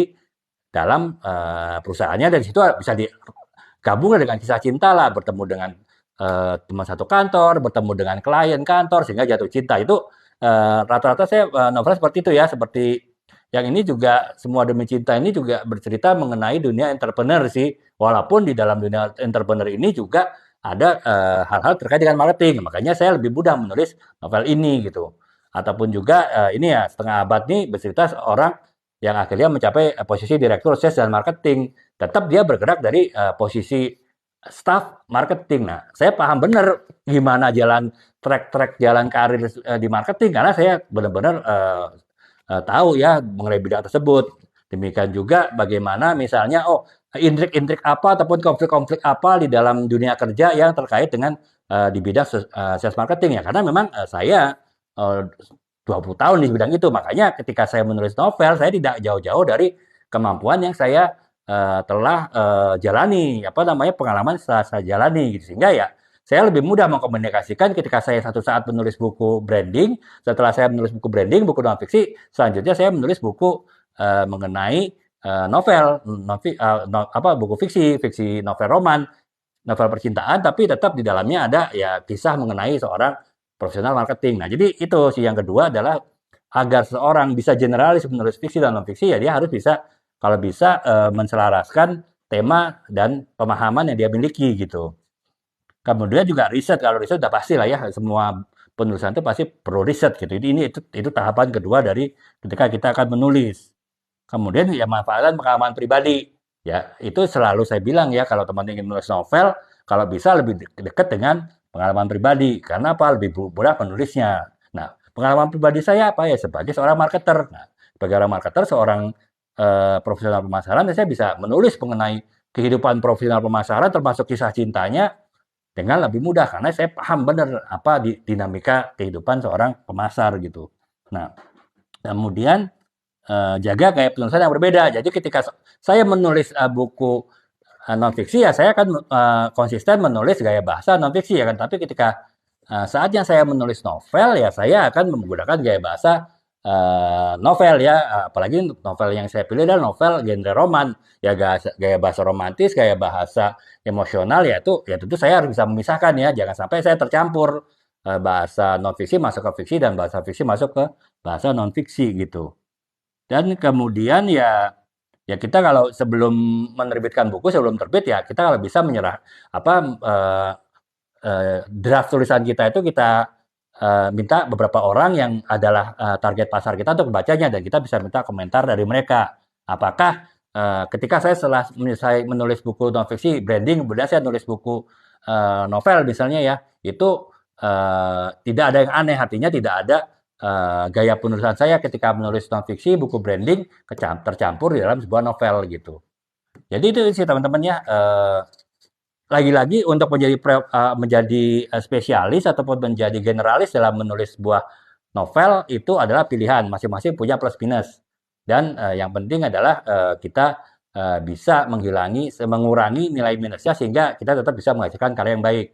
Demikian pula kalau kita ingin generalis menulis fiksi dan non fiksi sekaligus gitu. Nah itu ya kita harus mempunyai beberapa tips ya yang antara lain itu dipisahkan waktu, jangan menulis buku fiksi dan non fiksi sekaligus. Kemudian kalau bisa menyelaraskan tema dengan pengalaman kita gitu. Artinya ya kalau contoh saya ya saya biasa karena saya adalah profesional marketing 20 tahun, saya banyak menulis buku mengenai marketing dan bisnis. Ya ketika saya menulis novel ya ceritanya banyak mengenai dunia seorang profesional marketing ya. Jadi saya lebih mudah untuk menuangkan kata-kata di novel gitu. Kemudian juga memanfaatkan pengalaman pribadi ya. Sebagian novel saya ini menggunakan pengalaman pribadi, termasuk novel roman ya, walaupun itu ya saya olah lagi ya, artinya mungkin pengalaman pribadi hanya intinya saja, kemudian pengembangannya saya pakai imajinasi saya ya, sehingga menjadi lebih kaya lah ceritanya gitu. Jadi itu sih kurang lebih teman-teman ya, kita sudah bahas ya mengenai beberapa genre dalam novel, kemudian bagaimana seorang itu bisa menjadi spesialis dalam sebuah menulis novel tertentu, genre tertentu, ataupun seseorang itu bisa menjadi generalis, bisa menulis beberapa novel, genre novel ya, seperti kan jadi genre novel ada 4 ya teman-teman ya, yang utama genre roman, genre misteri, genre fantasi, dan genre fiksi ilmiah. Dan yang ketiga adalah membahas mengenai bagaimana seorang ini menjadi generalis, penulis fiksi dan juga non-fiksi. Nah, itu semua sudah saya jelaskan. Jadi semoga ya teman-teman bisa ini ya bisa mendapatkan manfaatnya, dan teman-teman yang mungkin sekarang lagi ingin tertarik menulis cerpen lah misalnya, ya jadi bisa bisa memilih nih apakah kita mau menjadi spesialis atau menjadi generalis, atau apalagi teman-teman yang mungkin sudah terbiasa menulis cerpen, sudah mulai ingin meningkatkan ke nulis novel ataupun nulis buku ya, lagi-lagi bisa menentukan dari awal ya ingin menjadi spesialis ataupun menjadi generalis sesuai dengan yang tadi konsekuensinya udah saya jelaskan ya, dan teman-teman akan mengambil konsekuensi yang mana gitu. Nah, kurang lebih itu teman-teman tadinya saya rencana 1 jam tapi ternyata 1,5 jam ya pembahasan. Sebetulnya pembahasan ringan dan pendek sih, tapi ya karena memang memerlukan penjelasan yang cukup detail ya cukup makan waktu sih. Nah, semoga teman-teman bisa mendapatkan manfaatnya ya, bisa apa namanya bisa mendapatkan informasi yang jelas gitu. Dan sebelum saya tutup mungkin teman-teman bisa lihat ya di etalase ya, kalau etalase 4 sampai etalase 10 itu novel-novel saya ya, novel-novel saya itu umumnya bergenre roman ya, jadi terutama kecuali ada novel mengenai Citaku Berawal dari Pesantren, itu novel yang bergenre sastra anak. Jadi artinya itu semua umur ya, anak-anak semua anak-anak sampai dengan dewasa bisa membacanya gitu. Dan kemudian yang kalau di buku saya yang di eh, etalase 11 sampai etalase 16 itu buku marketing dan bisnis ya. Mungkin teman-teman yang di marketing dan bisnis tertarik bisa lihat-lihat, kemudian kalau tertarik bisa diklik keranjang kuningnya, bisa dilihat sinopsisnya gitu. Dan sebelum mungkin ragu-ragu untuk membeli, bisa bertanya kepada saya melalui kolom komentar, ataupun juga kalaupun tidak malam ini, mungkin saya kan insya Allah malam-malam besok berikutnya jam setengah 10 sampai jam 10 saya mulai live lagi ya. Di situ bisa tanya, atau mungkin teman-teman bisa lihat kebetulan video saya ada yang mampir ke halaman teman-teman, ke profil teman-teman, teman-teman bisa juga nanya dari setiap VT saya walaupun tidak terkait dengan pembahasan kali ini gitu. Jadi nanti ditanyakan di kolom komentar, saya kan juga bisa coba jawab ya. Baik lewat video, nanti saya tag ke akun teman-teman, juga lewat live di besok-besok gitu. Nah, kurang lebih sih seperti itu ya teman-teman ya, pembahasan saya semoga dapat berguna dan memotivasi teman-teman lah yang mungkin masih ragu untuk menulis, ya, dan sehingga lebih yakin untuk menulis gitu. Intinya adalah teman-teman jangan, kalau menulis itu jangan ragu, mau tulis tulis aja sih, karena kalau setelah jadi baru nanti kita revisi. Jadi kalau kita takut di awal ya kita malah nggak akan pernah mulai nulis gitu. Toh nggak ada ruginya kita nulis kan, artinya kita nulis kalaupun kita anggap belum bagus ya nggak masalah, kita yang penting kita udah menulis. Ketika kita menulis kan kita ada proses healing ya. Kebetulan saya, kalau teman-teman perhatikan beberapa video saya berapa hari ini, saya menulis seri pembahasan mengenai menulis itu adalah healing. Menulis itu adalah proses untuk membuat ketenangan jiwa, membuat istilahnya terapi untuk kegalauan jiwa gitu. Nanti ya minimal teman-teman bisa itu lah, bisa lebih bisa terapi diri sendiri secara mudah, secara murah dengan menulis. Syukur kalau tulisan teman-teman dianggap bagus ya, sehingga mungkin bisa diterbitkan, ataupun kalau dia diterbitkan, kalau itu cerpen mungkin bisa masuk ke majalah ataupun juga ke sumber-sumber publikasi lain ya, sehingga teman-teman bisa lebih termotivasi untuk menulis gitu. Nah, demikian teman-teman ya, sampai 1,5 jam saya sudah live. Eh, untuk setelah saya akhiri dulu teman-teman. Kebetulan juga ini biasa ya dalam seminggu ini di akhir live saya akan diisi oleh ini ya, co-host ya, istri saya ya. Kebetulan dia insya Allah mulai minggu depan dia sudah akan live sendiri ya di akunnya sendiri dengan produk yang berbeda ya. Kalau saya kan lebih ke buku, kemudian peralatan IT dan juga peralatan konten. Kalau istri saya lebih ke ini ya, produk-produk wanita ya, seperti busana muslim dan juga ke skincare. Nah, makanya sebelum minggu depan dia mulai live di akunnya sendiri di waktu yang berbeda tentu dengan live saya ya, dia akan latihan nih di seminggu ini di akun saya ya. Jadi selama seperempat jam ke depan mungkin sampai setengah jam dia akan live membawakan kali ini produk skincare ya. Kalau teman-teman yang kebetulan wanita ingin tertarik mengikuti produk-produk skincare, ya bisa ya ikutin teman-teman ya. Kalau teman yang pria mungkin juga boleh-boleh aja sih ikut sih, siapa tahu ingin memberikan hadiah buat pasangan ataupun buat istri atau buat kekasih gitu ya, bisa jadi gitu. Nah, demikian teman-teman ya, sampai saat ini dulu untuk sesi saya. Selanjutnya istri saya sebagai co-host akan membawakan topik mengenai skincare kali ini untuk latihan dia. Semoga minggu depan udah bisa live sendiri di akun sendiri gitu. Baiklah teman-teman, Assalamualaikum warahmatullahi wabarakatuh. Selamat malam. Salam.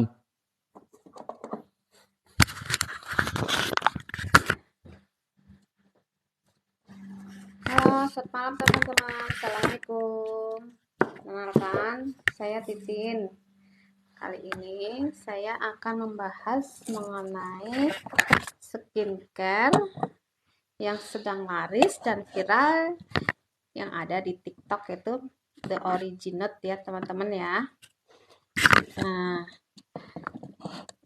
skincare Originate ini ada 7 paket ya teman-teman ya. Paket yang pertama yaitu paket acne kit, paket yang kedua yaitu paket glowing kit, paket yang ketiga paket barrier kit, paket yang keempat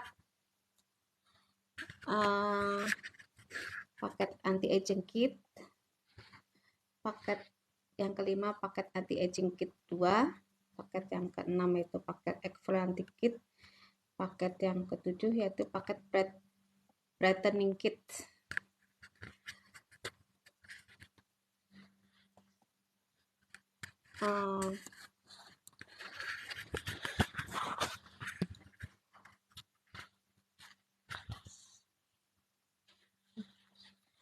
Paket brightening kit sendiri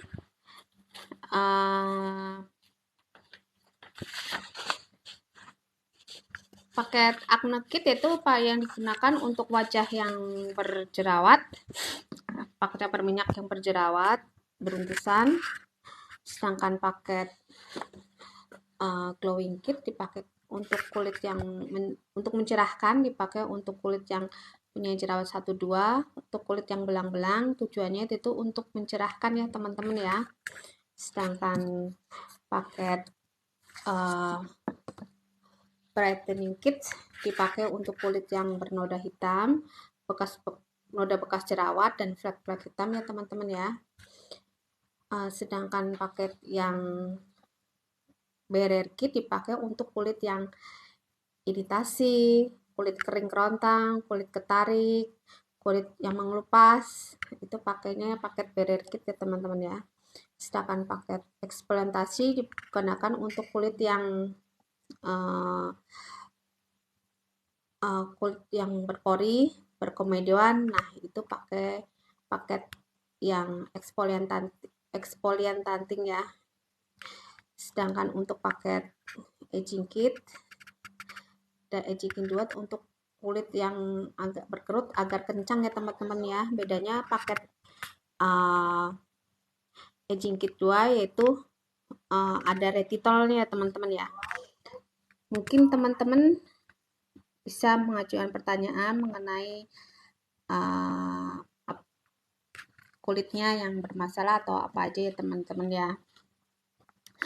Nah, yang saya akan jelasin di sini tuh mengenai paket yang terdiri dari 6 piece ya. Nah, untuk terdiri dari 6 piece yang terdiri dari facial wash ya teman-teman ya, facial wash, tonernya, terus serum ya teman-teman ya, moisturizer, yang ketiga ada yang kelima ada eye serum, yang keempat itu night sunscreen ya teman-teman ya. Untuk facial wash sendiri dipakai bisa dipakai untuk pagi hari dan sore hari atau malam hari ya teman-teman ya. Sedangkan untuk yang dipakai untuk pagi hari dan malam hari itu facial wash, serum,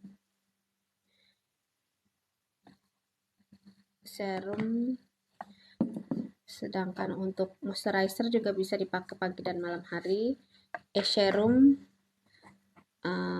sunscreen ya.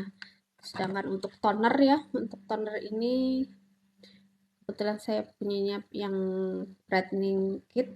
Untuk bright toner hijau dipakainya seminggu 2 kali ya, pada malam hari ya teman-teman ya. Jadi kalau teman-teman untuk paket acne kits, sendiri, facial washnya dipakai bisa untuk pagi hari dan malam hari ya teman-teman ya. Setelah pakai facial wash, tadi itu pagi facial wash, yang kedua yaitu memakai serum ya teman-teman ya. Setelah memakai serum, terutama untuk saya ulang lagi ya teman-teman biar jelas. Untuk acne kit pemakaiannya yaitu facial wash pada pagi hari menggunakan facial wash, setelah itu menggunakan serum,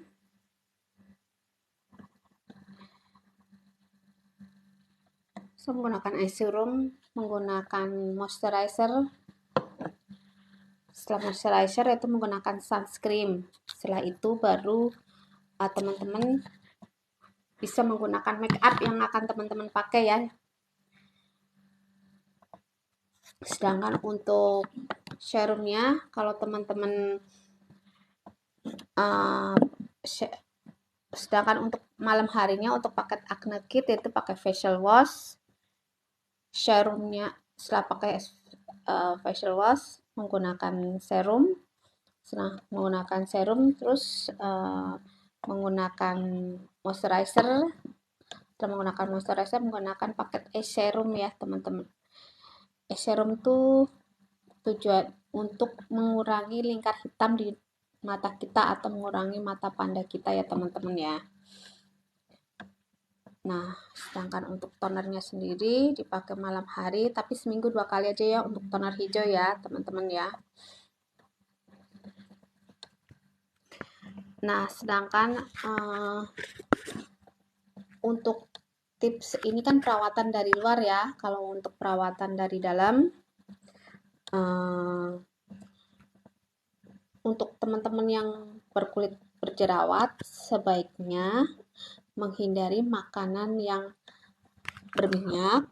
Kedua, makanan yang pedas ya teman-teman ya. Karena menurut pengalaman saya dan teman-teman saya, jerawat juga bisa dipicu karena makanan kita yang pedas juga. Kalau teman-teman masih nggak bisa meninggalin pedas, boleh makan pedas tapi dengan level yang rendah ya teman-teman ya. Itu bisa mengurangi jerawat untuk dari dalamnya, dari dalam tubuh kita. Selain itu juga harus makan banyak buah dan sayur ya teman-teman ya.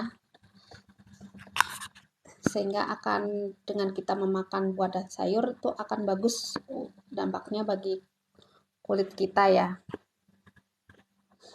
Nah, untuk pemakaian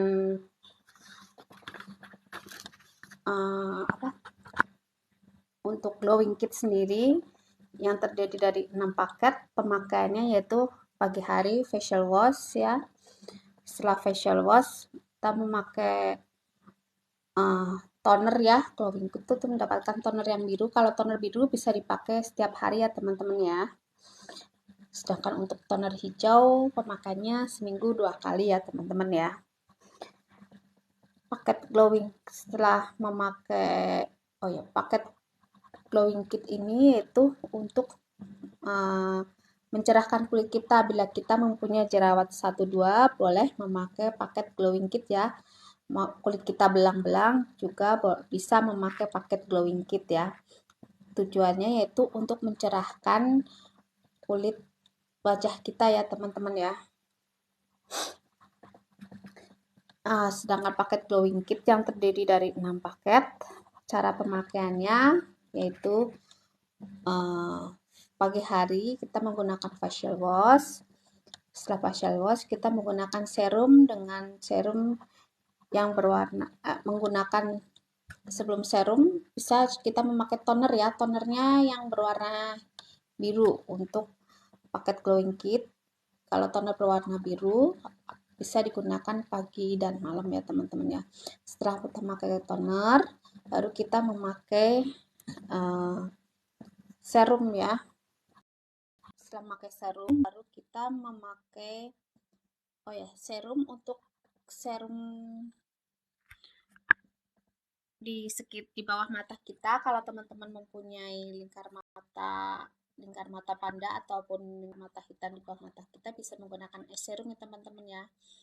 Setelah itu diamkan beberapa saat baru kita memakai moisturizer ya teman-teman ya. Memakai moisturizer diamkan beberapa saat baru kita memakai sunscreen. Nah, untuk sunscreen ini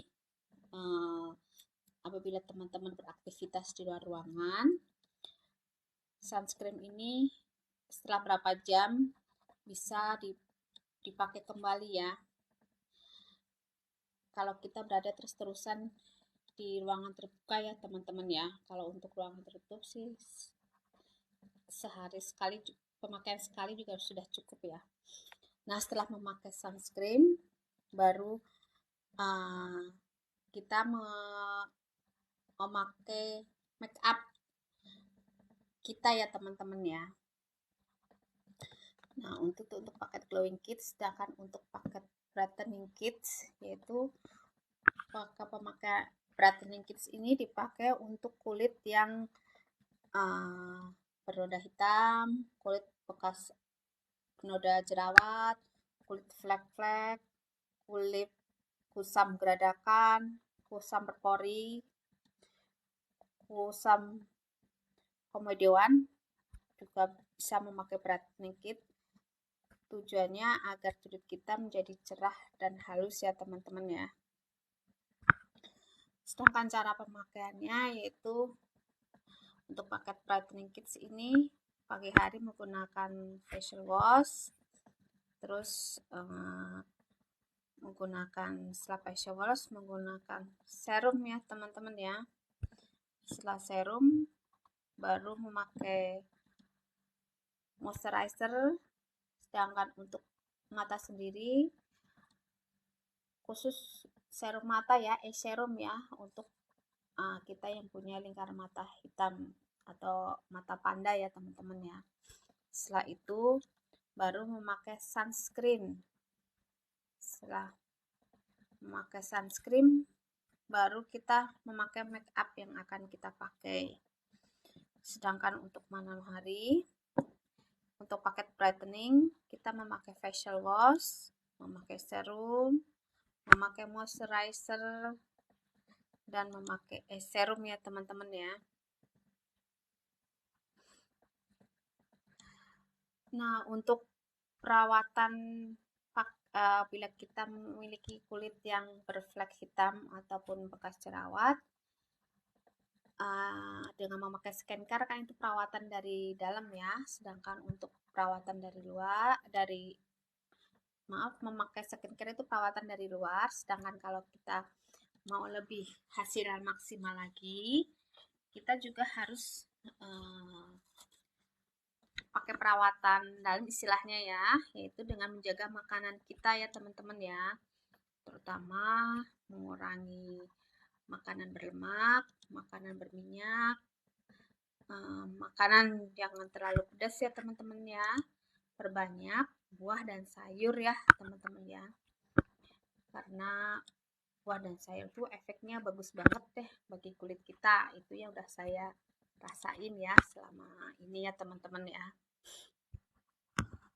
Nah, untuk paket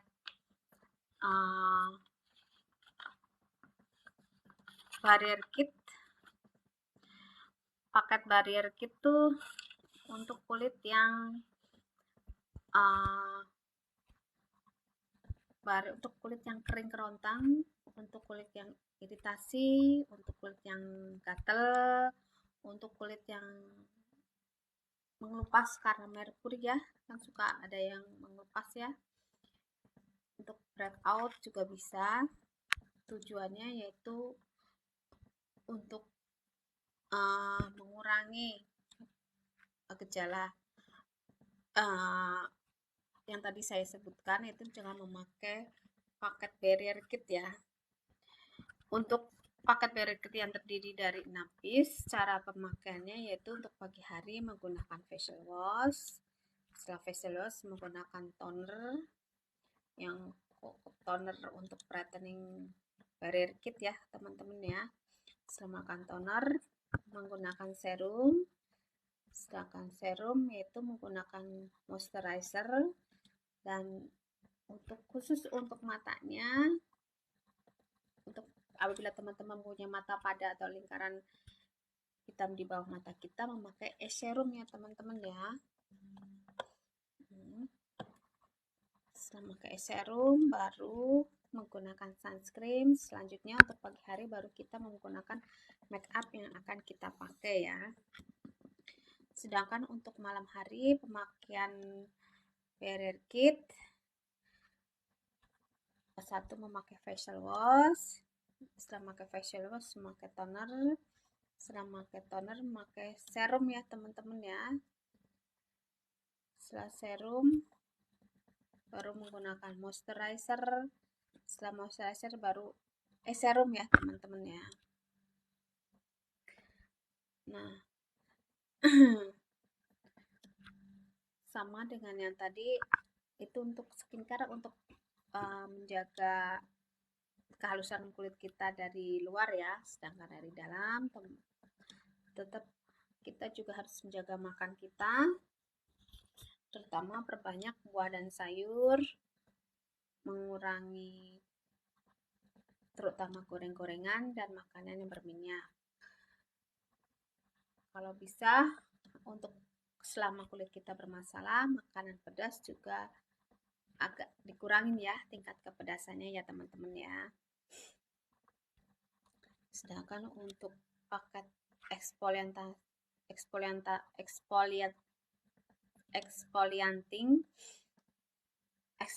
kit ini untuk untuk kulit yang punya pori-pori besar, berkemudian kulit yang geradakan, sehingga tujuan pemakaian skincare exfoliating ini untuk mengangkat kulit yang mati ya teman-teman ya. Sedangkan untuk pemakaian paket exfoliating kit yang terdiri 6 piece, cara pemakaian untuk pagi hari yaitu dengan facial wash. Setelah pegang facial wash memakai moisturizer. Untuk mata khusus memakai serum. Setelah memakai serum baru menggunakan sunscreen ya teman-teman ya. Sedangkan pada malam hari menggunakan facial wash. Setelah itu menggunakan serum ya teman-teman ya. Serumnya untuk yang exfoliating ini memakai serum selang 10 menit. Setelah itu dibilas ya teman-teman ya. Setelah itu dibilas baru kita menggunakan moisturizer dan serum ya teman-teman ya. Jadi untuk exfoliating kits ini serumnya dipakai pada malam hari aja ya teman-teman ya. Dipakai selama 10 menit baru dibilas ya teman-teman ya. Nah, untuk paket aging kit dan aging kit 2 itu tujuannya untuk kulit yang berkerut, untuk agar kencang ya teman-teman ya, kulit yang penuaannya agar kencang. Tujuannya itu untuk mengurangi kerutan-kerutan itu dan mengencangkan kulit kita. Bedanya paket aging kit 2 itu dapatkan retinol ya teman-teman ya. Nah, untuk paket skincare yang terdiri paket Originot yang terdiri 6 piece ini sedang agak promo ya teman-teman ya, harganya sekitar 150 ribuan.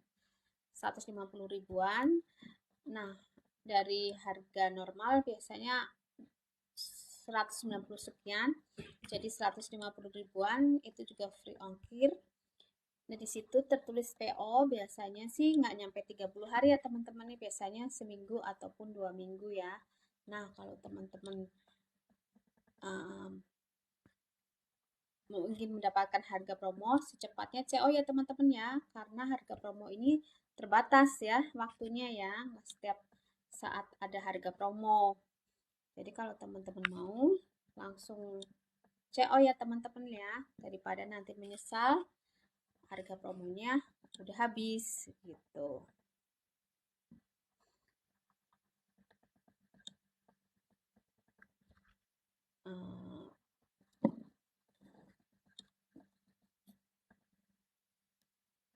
Untuk saat ini saya cuma yang pasti untuk kulit-kulit yang bermasalah ini, selain kita merawat dari luar dan menggunakan skincare ini, terutama skincare The Original yang sedang promo ya teman-teman ya, juga harus disertai perawatan dari dalam, yaitu dengan menjaga asupan makanan kita ya teman-teman ya. Di antaranya yaitu mengurangi makanan berminyak. Kalau misalkan kita mau ngemil, sebaiknya kita jangan mengemil gorengan, istilahnya ketika kulit kita bermasalah. Kan banyak juga tuh cemilan ataupun lauk yang nggak banyak menggunakan minyak ya teman-teman ya. Selain itu juga mengurangi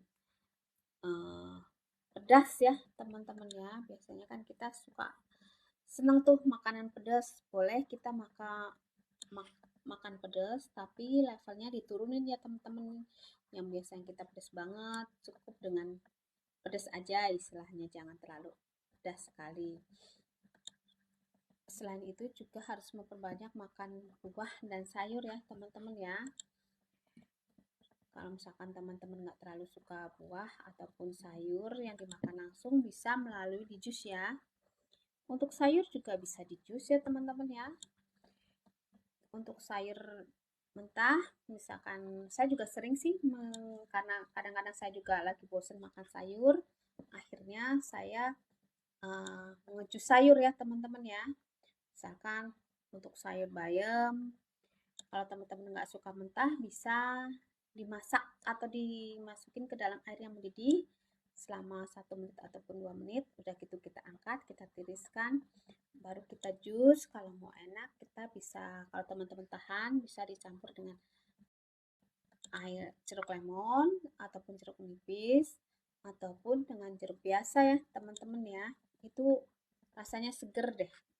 Setelah sayuran juga seperti wortel juga kita bisa, wortel, timun bisa kita jus ya teman-teman ya. Itu bagus untuk kulit kita ya. Kalau kita nggak suka ataupun lagi nggak pengen makan sayur yang utuh, kita bisa membuat jadi jus sayuran ya. Untuk buah juga bisa ya.